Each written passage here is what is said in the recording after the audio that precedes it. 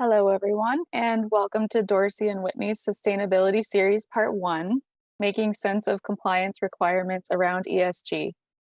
I'd like to introduce Megan Houdeshel, a partner in Dorsey's Regulatory Affairs Group. Megan? Thank you, and welcome, everyone. Appreciate you coming out to hear this today. I can't see your faces, but I hope you're all having a good day so far. So I am going to talk to you today about some regulatory requirements that may or may not come into play with respect to ESG. But before I get there, just a little bit of housekeeping. Materials and attendance forms can be downloaded as part of your registration. If you'd like to submit a question, please do so using the chat. I will take those questions toward the end, but if something comes up that I'm able to see, I'll try to address it as I go. A CLE code will be announced for attendees a little bit later in the presentation for those of you who are in states that require a code, and we expect to receive CLE credit for this presentation in these states that are listed in the screen in the slide. This presentation is part of a series that Dorsey is doing to kind of give information regarding carbon just generally and sort of the trends in the carbon space, including ESG. This is the first in those series, sort of setting the stage and setting the groundwork for what regulatory drivers there are in this space. And then the next presentation will be put on by Rona Schmidt and Zev Simpser. It's coming up on June 13th from 10 a.m. to 11 a.m. Central Time. Carbon products, know what you're buying. And this will dive into how some of the transactions are being put together with respect to carbon markets and carbon products that are out there. And then the last in the series will be on Thursday, June 22nd, put on by Teresa Bevuquava and Zev Simpser. And that one will focus on the kind of backlash litigation that is going on in the carbon and ESG space. It's referred to as greenwashing and why this should keep you up at night. So that one is one not to be missed as well. And so I'll go ahead and kick off this series today. So in this presentation, I'm going to start out talking about some ESG regulatory background, sort of how we arrived at ESG. This isn't something new. It has roots, going back to the early 80s. And then I'm going to move into the SEC's proposed ESG rule that was proposed last year. There were thousands and thousands and thousands of comments on that rule. We'll kind of talk a little bit of the basics about it and maybe what to expect. And then, anti-ESG legislation, what some states have done to kind of come back at what they perceive as ESG entry into the marketplace and how they are opposing that in those states, and then some additional considerations at the end. So first off, ESG versus sustainability, is there really a difference? And sustainability and corporate social responsibility, referred to as CSR, back in the 80s, was a corporate approach to aspirational and qualitative reporting about a company's sustainability and social responsibility. These were things that were reported in company financial or in company information, but didn't really get into public company reporting aspects as much as there is today. Before the SEC introduced its rule, in 2021, of the Fortune 500 companies, there were 60% with targets related to GHG reduction and energy efficiency, that making commitments to renewable energy sourcing or aspiring to a net zero scenario. And so that was without any potential regulation and just kind of market-based company desire to have these goals and these aspirations. 18% of those Fortune 500 companies had targets on Scope 3 emissions, which we'll get into what those are to the extent you don't know what they are. And 17 had committed to carbon neutrality by 2050. So some pretty aggressive goals and statements being made by companies without any regulatory requirement to do so. So just a little bit of background of kind of why we've gotten to where we are. Back in 2010, the SEC issued guidance regarding disclosures related to climate change. So this provided some guidelines at where publicly traded companies had to or should disclose in their reporting where climate change may trigger some disclosure. And so that has always been there. And this is kind of the basic materiality threshold for when an external source may require some sort of disclosure. And then in 2021, we have the executive order on protecting public health and the environment and restoring science to tackle the climate crisis. It resulted in a moratorium on federal oil and gas leasing while the administration figured out where it was going to head with some of these policies. And then an executive order on tackling the climate crisis at home and abroad. This included the 30 by 30 initiative, as well as driving assessment, disclosure, and mitigation of climate pollution in every sector, right? So there's this focus on, what is happening with climate change? How is it impacting our economy? How is it impacting company performance? And then in 2021, the US also rejoined the Paris Climate Accord. So there's been momentum driving up toward some regulatory structure surrounding climate change and carbon impacts. So the SEC in 2021 announced an enforcement task force.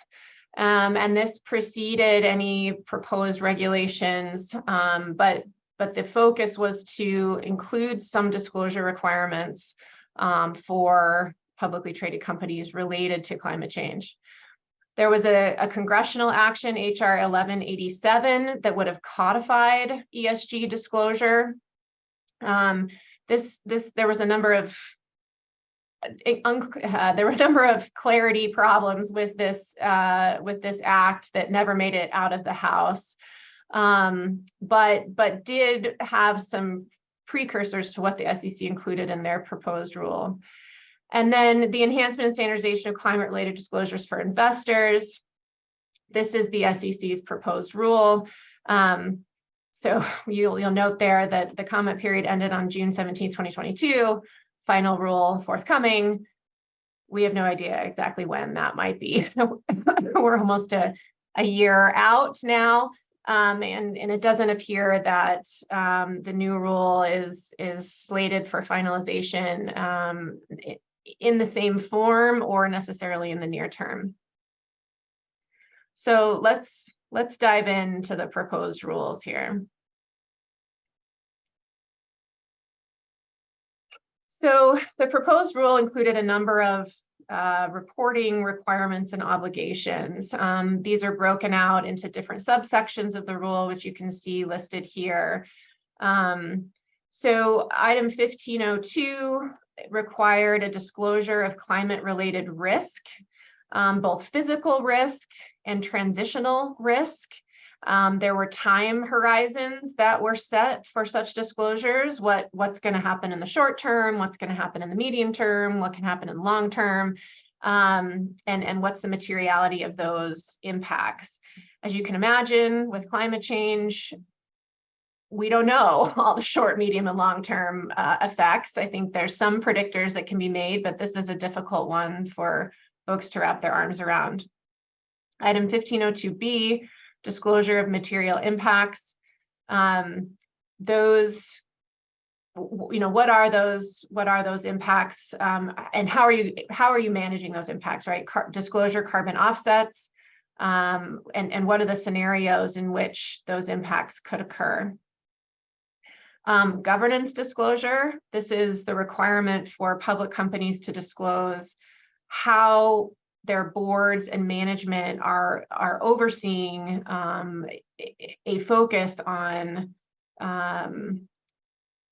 climate change. How is the board managing ESG, and so not just climate change, but social policies as well. And that disclosure can depend on each company and how those positions are placed within a governance structure. Risk management disclosure in 1503. What is the transition plan with respect to risks that are occurring due to climate change?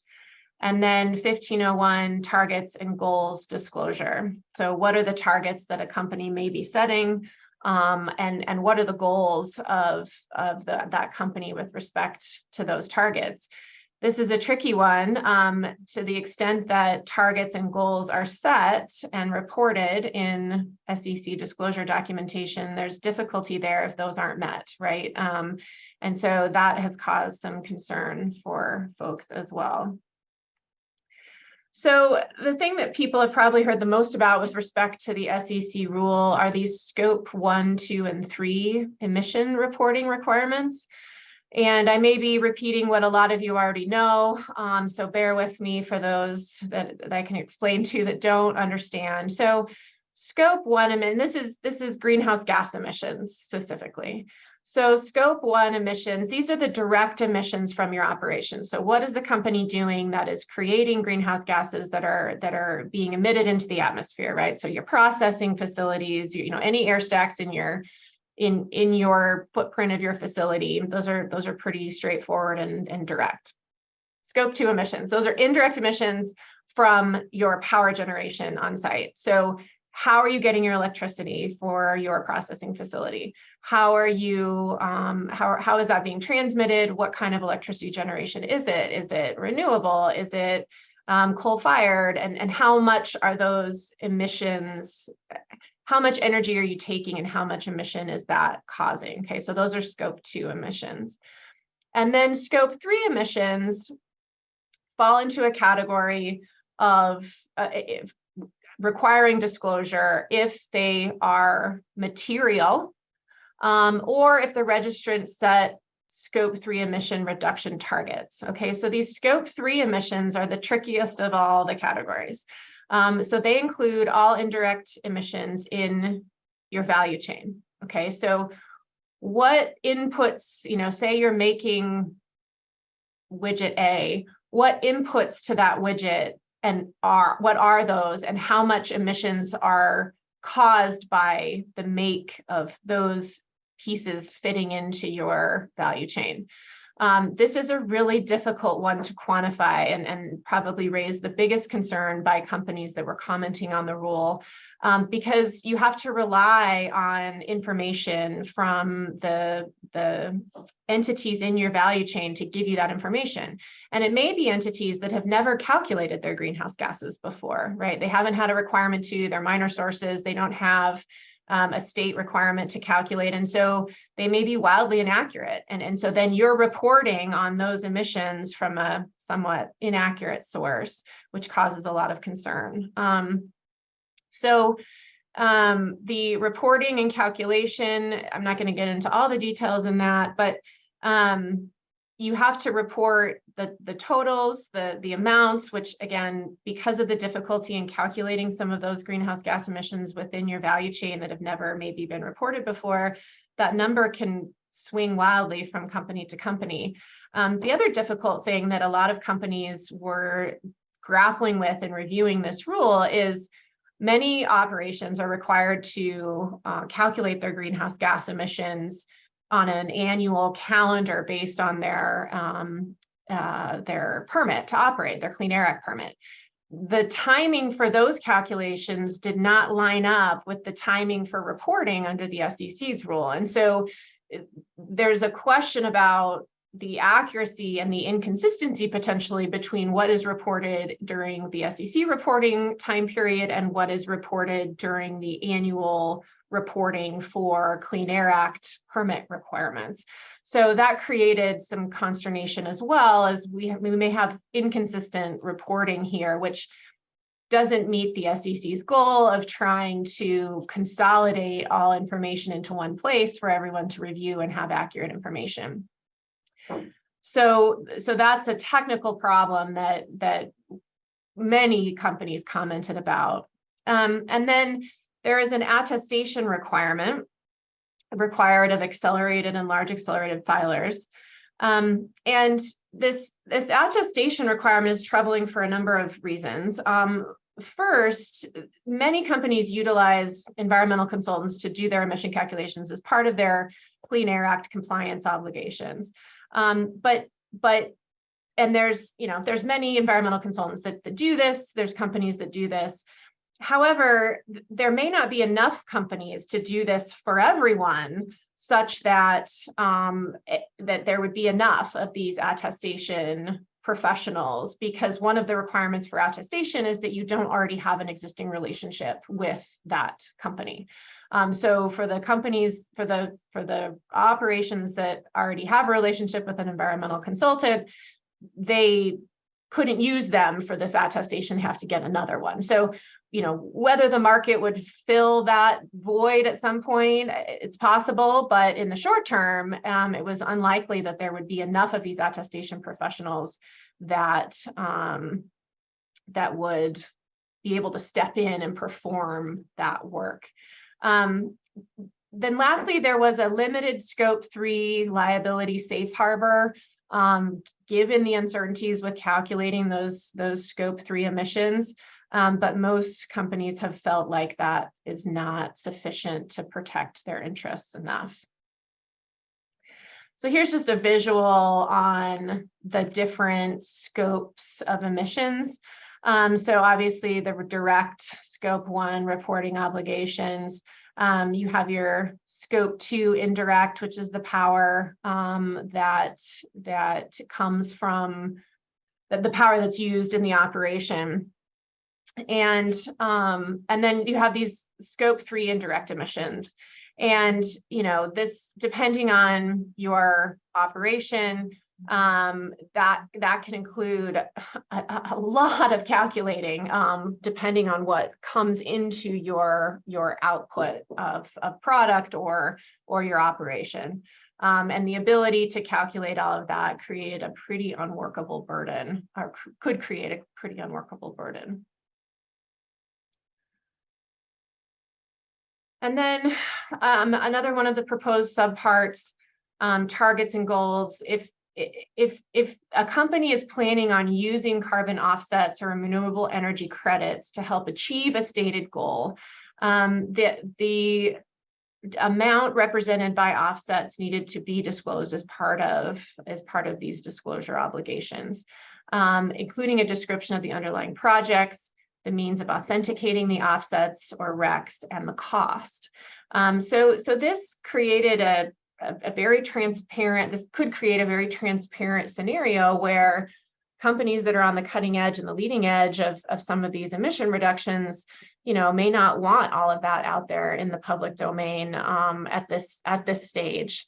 So it's another aspect of the rule that caused some consternation for folks, and probably would lead to less interest in setting these goals, given these strict compliance and reporting obligations. So the other big concern, and you'll see I'm raising a lot of the concerns here on this side, and that's largely because we represent companies that have interest in this space and are concerned about the ability to comply with these new rules. Now, that's not to say that many companies are already doing these things, right? They're already pushing the limits on this kind of sustainable action and setting goals and targets. And the response I got from many companies was, well, we're already doing this. Let the marketplace do its thing. Let that drive this ingenuity without having these liability concerns, which I'll get to in the next slide. with respect to materiality and how that fits into this rule, historically, SEC reporting obligations required a materiality consideration for reporting. And if something is material, if there's a substantial likelihood that a reasonable investor would consider it important, right? That's been the standard for a long time.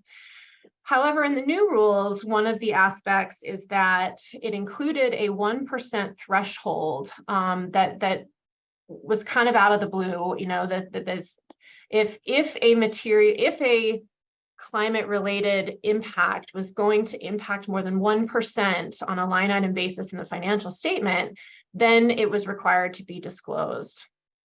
That's a new way to kind of look at the materiality threshold.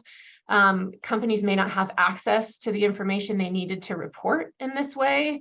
The 1% may not be reflective of how the company has determined materiality in other aspects of their reporting. And so that could create some internal inconsistencies with respect to the reporting that's being done to the SEC. And then there are infinite possible impacts in these short, medium, and long term that could lead to sort of subjective reporting. How do you know whether that 1% difference is attributable solely to climate change, or is it attributable to something else that maybe doesn't require the reporting and wouldn't meet your materiality thresholds? And so I think where we're trying to give information to the public to be able to determine investment strategies, where you have these internal inconsistencies, I think that does a disservice to the outcome of what these rules were trying to achieve. And then with respect to liability, there is liability for climate change on the same basis as for the rest of the Form 10K disclosure. Again, companies, I mentioned this in the slide before, companies face difficulty teasing out what is a climate-related impact versus other business drivers, right? And sometimes it's impossible to tease that out. And so how do you report that? What are your requirements? What materiality threshold do you have to adhere to? So the proposed rules do, I mentioned before, contain a safe harbor related to Scope 3 disclosure. That did not feel sufficient for most of the folks that I talked with about the proposed rule. And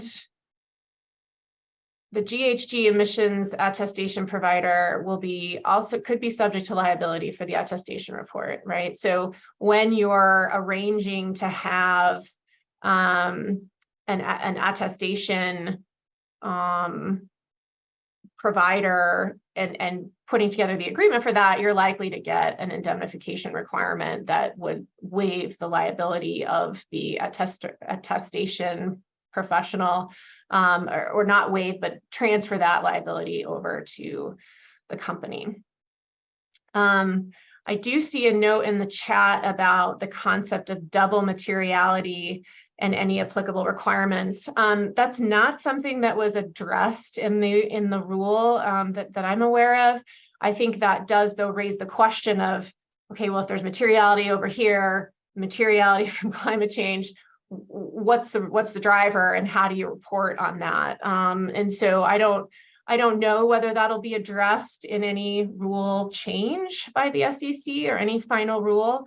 But I think that just raises the question and the uncertainty with respect to how to determine materiality with these new requirements. So before I get into the next slide, which is the anti-ESG legislation, just a brief update on kind of where we think this is headed. So as I mentioned before, the SEC, these rules have been out there for a year, over a year now. They received thousands and thousands and thousands of comments. It's anticipated that any rule that does get finalized will likely take a different form than what was proposed. So there may be a reproposal based on the feedback from the comments. There's also an EU rule being finalized that may also drive some of what the US does. And, one of the things that many companies requested is if a company is multinational, right, and is subject to requirements in another jurisdiction, that the U.S. recognize those requirements, and that the satisfaction of those requirements in that other jurisdiction would also satisfy in the U.S. And so hopefully at a minimum, the U.S. would include that kind of off-ramp, if you will, right? That if you're already subject to these kinds of regulations in other jurisdictions and under other, like the TCFD or other reporting requirement obligations, or voluntarily or based on, operation in another country, that those would satisfy what the SEC is hoping with respect to disclosure under their rules. So wait and see. Every presentation I've given on this is kind of a wait and see, but I think that there is a lot of attention on this right now, and it also has spurred some backlash attention, and I think that that's been one of the more interesting things that have occurred over the last year. The state legislatures throughout the United States have moved more quickly than the SEC with respect to passing anti-ESG legislation within those states that restrict how those states operate with respect to companies that are focused on ESG. So there are a number of kind of general categories that these statutes fall into.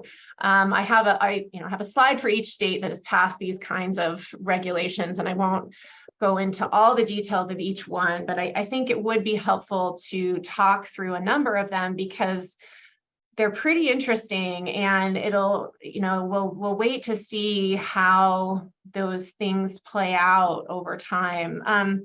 So the first one, anti-investment in state investment institutions. So there is a broad category of these legislative initiatives that restrict state institutions such as their retirement systems or other investment arms within the state from investing in companies on the basis of a social, political, or environmental consideration that is a what they call pecuniary interest. And so that's kind of one category, and the states seem to have kind of built upon each other's language. They vary from state to state, but in general, that is the basis for those kinds of legislations. And so Florida is a good example, and I might kind of bounce around a little bit here. So with respect to these kind of anti-investment, Florida's statute says that their investment funds may not subordinate the interests of the people of Florida to other objectives, including sacrificing investment return or undertaking additional investment risk to promote any non-pecuniary factor. And a pecuniary factor is defined as a factor that the relevant entity prudently determines is expected to have a material effect on the risk or return of an investment based on appropriate investment horizons consistent with applicable investment objectives and funding policy. The term does not include the consideration of the furtherance of any social, political, or ideological interest. So for the fellow lawyers in the presentation, that language is ripe with uncertainty, vaguity, lack of clarity. And so how this gets implemented is yet to be determined, right? So if, for example, BP, for example, has an ESG policy, can you invest in BP where they have these, is your reason for investing because they have an ESG policy, or is it because they're an oil company? I mean, I don't know. So how these play out is going to be really, really interesting. So and a number of states have these kinds of anti-investment. So Florida, Kentucky, Oklahoma, just flipping through my list here, Texas. I think those are the few. I think more are probably on the way. With respect to anti-investment in ESG bonds or ESG funds, this is a little more targeted. It's another kind of restriction on how the state's financial fund managers can invest those monies, right? So it's a restriction in investing in these bonds that are solely set up for an ESG related purpose. It's still a little bit unclear what that is. But in Florida, for example, the law prohibits any user to issue ESG bonds, expend public funds, or use monies derived from the issuance of bonds to pay for the services of a third-party verifier related to the designation or labeling of bonds as an ESG bond, right? So you can't have bonds that are ESG bonds. And ESG bonds are any bonds that have been designated or labeled as bonds that will be used to finance a project with an ESG purpose, including but not limited to green bonds, certified climate bonds, Green Star designated bonds, and other environmental bonds marketed as promoting a generalized or global environmental objective. So how many of these are there? I mean, I think there's a few. Whether a fund or company gets lumped into this category, I think it's uncertain based on what they're doing, right? If you are a company investing in climate solutions, do you get lumped into this? Can you not be invested in? I think we'll have to wait to see how these play out. So again, Florida has this. Kentucky, again, I think Kentucky, Oklahoma, and Florida have modeled their legislation similarly and have done so across the board. So I think, again, these are very new. Most of these were published or finalized in 2022, some 2023. So it's unclear how they will play out. So the next, so there's kind of, I guess, two broad categories, right? Anti-investment, a prohibition on investment in certain kinds of companies that the state does, or certain kinds of funds that the state doesn't feel should be invested in. And then an anti-boycott category. And this boycott category was one I needed to dive into a little bit because it was a little counterintuitive to me. But the idea being that a state-run institution cannot boycott companies on the basis, and companies or providing funding or doling out government contracts, providing funds for schools, can't boycott companies that are involved in the, I'm making some broad categories and we'll get into some details in a minute, but that companies that are involved in energy extraction industry, right? Oil, gas, hydrogen, what have you. Agriculture, that can't boycott companies that are focused on agriculture, can't boycott companies that have firearms sales or firearms manufacturing. And these sort of broad categories of companies or activities, the state-run institutions are prohibited from boycotting those kinds of businesses. And so some examples of that, so Montana has passed a statute that states that a governmental entity may not enter into public contracts valued at $100,000 or more with a company with 10 or more full-time employees, unless the contract contains written verification that the company does not, this is a quote, does not have a practice, policy, guidance, or directive that discriminates against a firearm entity or firearm trade association and will not discriminate during the term of the contract against a firearm entity or firearm trade association. So again, there's some vagueness about what it means to be part of a firearm entity or firearm trade association. What does it mean to discriminate? If you make a decision about a financial, say a loan, for example, to a firearm company that doesn't have sufficient collateral or capital or business plan, are you engaging in a boycott action? So I think that will be, we'll see how often these get utilized to either promote investment or promote loaning or promote contracts with a company, or could they be, used against a company? So let's get into a couple of these. So I talked about Florida, anti-ESG in the state retirements investment, anti-investment in ESG bonds, anti-boycott for public depositories, banks, right? Public contracts, public schools. So they've kind of, I'd say Texas probably has covered the waterfront the most.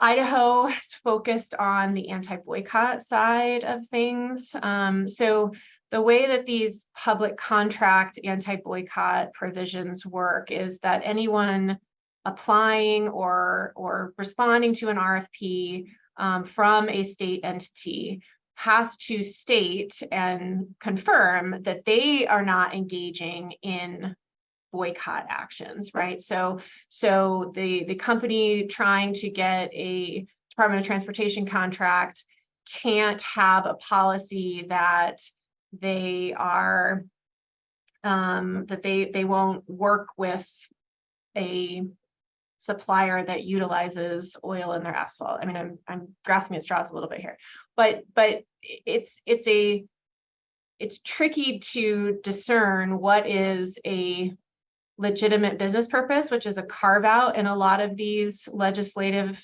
new legislative acts, or is there anti-boycott going on? And so how that plays out is going to be interesting to see. The fear that I have is where you have a government contract that there's an RFP and people are competing for that, preventing a competitor from making claims about policies, ESG policies or boycott actions that the other competitor is engaging in. Who proves that? How is the government going to decide whether what company A is saying versus company B about their boycott actions? And so I think that it will be that has me worried as a lawyer. It has me worried for my clients. If the state entity accuses a company responding to an RFP of having these boycott type activities, does that put them out of the running, and is that right? And who gets to decide that, right? Does it go to a court? Does it, who gets to decide? I mean, Utah's language, I'm in Utah, so I've been following this one closely. So so they have an anti-boycott for public contracts, right? So this is if you are trying to obtain a Utah government contract, that the public entity may not enter into public contracts valued at $100,000 or more if the company is engaging in an economic boycott action, such as refusing to deal, terminating business activities, or limiting commercial relations with a boycotted company. And a boycotted company is defined as one that engages in the exploration, production, utilization, transportation, sale, or manufacture of fossil fuel-based energy, timber, mining, or agriculture, engages in the manufacture, distribution, or sale of firearms, or if that company does not meet or commit to meet environmental standards higher than state or federal law requirements. And so if a company is refusing to deal with those boycotted companies, it could be precluded from obtaining a government contract. So there is a carve out.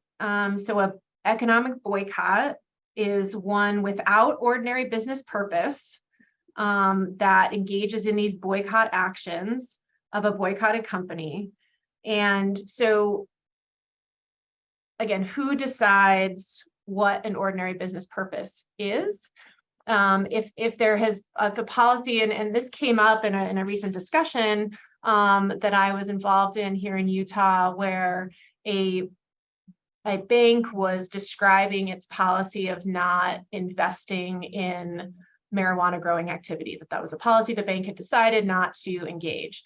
So, one of the boycotted company actions is a company engaged in agriculture.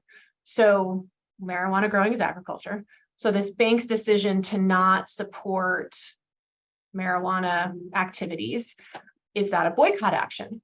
And, the response was, well, they have an ordinary business purpose. And that may be the case, but I think the concern is who gets to decide what is that ordinary business purpose.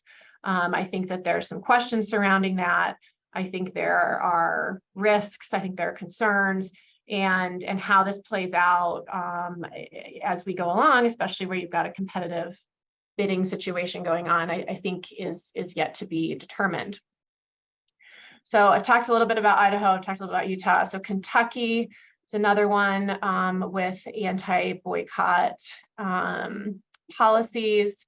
Montana, Oklahoma. So Oklahoma has the anti-investment for state retirement systems, similar to the ones we were discussing for Florida, and anti-boycott and public contracts. And all the language in these regulations and statutes are fairly similar.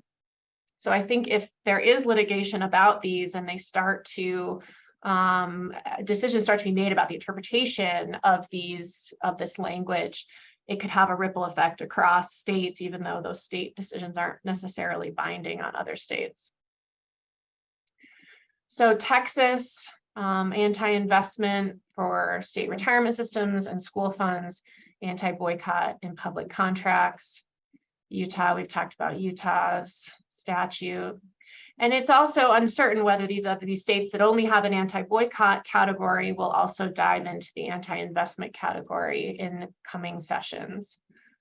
West Virginia, their investment management board is kind of like the retirement systems that we've talked about already. So that's the last state. I think we've done a pretty broad survey on these, but there could be more being passed and discussed as we speak. So update to come on that. So some top takeaways from today's presentation. So ESG isn't necessarily something new. I think that there's a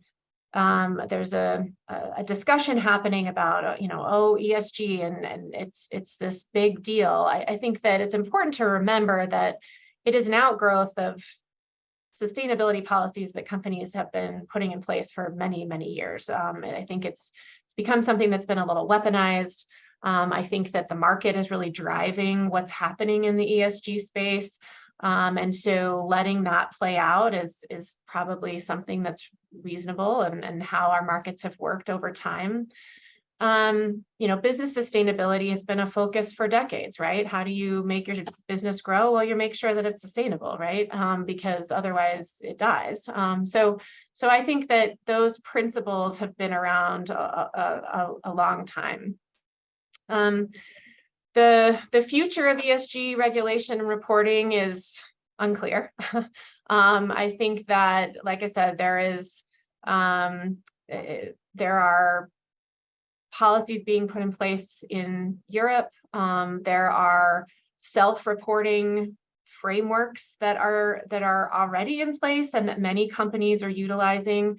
I think the United States in entering this regulatory space should really think about whether they need to create something new or whether we can kind of piggyback on what other countries and or other voluntary reporting structures have put in place. I mean, if the goal really is to provide investment information, information for investors. I think that information is out there, and whether cross-referencing these other reporting frameworks would still provide that information for investors. So the SEC may or may not pass their ESG rule. They may water it down, or they could let it go altogether and let the markets sort of take the control that that it's already happening. Many states, as we've just been discussing, are taking an aggressive ESG position. It's unclear whether this will really achieve the effect the states are hoping. I've heard discussions about this, that that these states are concerned that a focus on ESG is an unnatural market outgrowth, and that there needs to be kind of a check and balance on the other side. There may be some of that going on. I'm not sure that companies will take this ESG legislation and change their approach or their ESG stance. I think that is something that is being driven by the market. I think that there is that if you are in a value chain, if you are in a market chain, in the ag space, in the technology space, that you as a company, whether you're publicly traded or not, will need to have an understanding of your carbon impact and your carbon footprint in order to continue to fit, because the top product company may have a goal, and so they want to achieve that goal. They've promised their investors that they're going to achieve that goal, and they're going to create a market chain that helps them drive that goal. And if your position as a company owner or as a board we don't want to engage in ESG, we're going to kind of put our head in the sand, I think you can lose out on market share, and I think that's a reality. I think that these new statutes, these new anti-ESG, could be misused and misapplied. I don't know. I think that there's always an argument for a legitimate business purpose that can kind of give you an off-ramp from some of these, from some of this legislation. But I think that there could be some nefarious approaches to it as well. And so I think state legislatures are going to need to be careful and may need to revisit some of this legislation as it plays out, to make sure that it's being implemented in a reasonable way, and that it also provides state investment funds the ability to have options and meet their financial and fiduciary duties, to be able to invest as they need to make the most money. And that may be investing in climate solution technology, right? There is a lot of money in that right now. So I think we'll have to see how that impacts these funds. And there are some off-ramps in some of the kind of anti-ESG legislation that allows for, so for example, in Texas, the retirement system, there's a list of companies that they cannot invest in because of their focus on ESG or climate related policies. And the retirement system must divest from those companies. But there is an off-ramp if it's going to cause, and so this is a quote, if clear and convincing evidence shows that it has suffered or will suffer a loss in the value of assets under its management as a result of having to divest, or an individual portfolio that uses a benchmark-aware strategy would be subject to an aggregate expected deviation from its benchmark as a result of having to divest. So hopefully these are built-in safeguards that doesn't require a public fund to divest from these listed companies that are that have a focus on environmental or social policy. And so the retirement systems won't lose money. But again, that is in the eye of the beholder, of the regulator, of the implementer of these statutes. And it's yet to be seen whether that will be applied in a way that makes sense. So I've left a couple minutes for questions. I don't see any in the chat. but would love to take some if people have questions. I think I covered a lot here. This PowerPoint can be made available if necessary or required. So I have a question in the chat. I wish we could be a little interactive. What about pressure on coal industry? So I'm not sure exactly where you're coming from on that. With respect to pressure on the coal industry to disclose its ESG, to disclose its carbon impacts, or pressure on the coal industry that these anti-ESG legislation is trying to kind of offload some of that pressure. I mean, I think that is one of the goals of that legislation, is to kind of take off some of that pressure. So I'm not sure if that answered your question.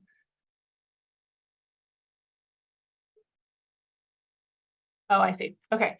I mean, I think it's possible. I don't know. I think it's too new. I think it's too early to know whether there has been kind of positive outcomes for relieving some pressure on the coal industry.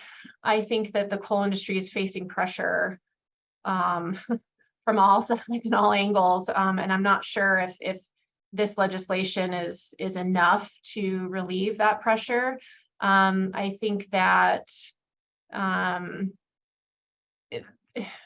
there may be an ability, more of an ability to invest in coal with these kind of protections in place in these various states.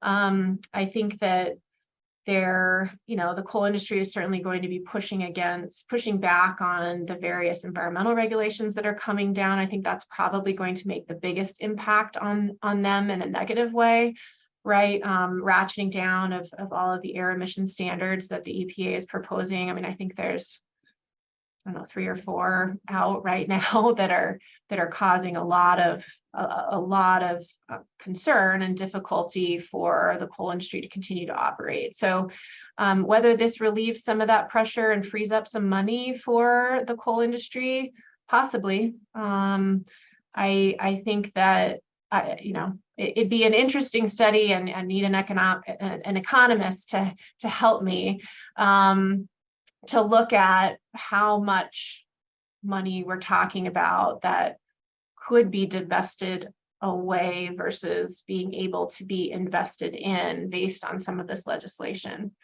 And then I see another question. Are you aware of studies showing that pension funds, et cetera, that do take ESG into account when making investment selections actually do better than those that do not? Anecdotally, I've heard that. I think that there are, so I don't have a study off the top of my head, but I think that, anytime you take into consideration, when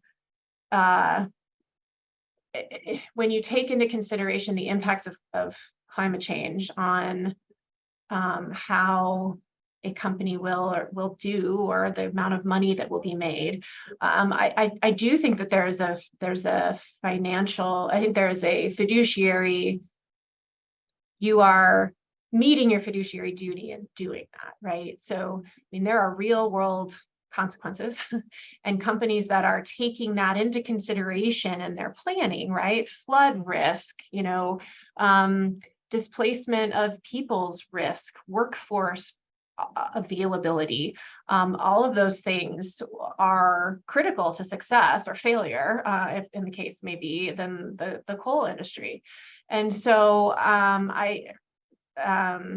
so I think that those, not just the coal industry, but mining in general, or other industrial activity that requires all of those things. So taking those things in consideration, I think does help and provide better outcomes for investment strategies. I certainly think it could go the other way too, but I think overall that's meaningful, and I think it does result in higher outcomes. But that would be a good study, and if I find one, I will pass it along. But I have heard anecdotally that is the case. I see I maybe missed one up above. Oh, so here's another, it's maybe the time for the last one. Typically other regulators, I don't know if everybody can see this, but typically other regulators follow what the SEC does with respect to regulations. For example, NAIC has in the past followed SEC regs with respect to financial institutions and has published model laws that states may adopt. Have you heard of any ESG regulations being discussed that could place similar requirements on insurance companies that are not necessarily public companies? Certainly a possibility. I think, the SEC's focus, right, is to include as much investor information as possible. I mean, the goal was to, GHG emissions are reported in other aspects, right? The EPA's regulations require them, but to be reported. So you can find this information, but the point is to have everything, reported in one place. Whether there is as much of a driver in other industries, I don't know the answer to that. I mean, I think that it would make sense to have some reporting from industries where people are having to make choices about what they want to invest in or what they want, where they want their insurance to come from, and as the case may be. So it is possible. I think that it may follow on later, given the SEC's kind of hesitancy to finalize their current regulations. So wait and see. Maybe we'll do an update on this in a year and see where we are from there. So to close it out, thank you so much for attending. I think we've gotten all the credit stuff given to you and information. There will be a survey going out. Please fill that out. We can always use feedback on how to make these better. And there will be a recording available for those of you that want it.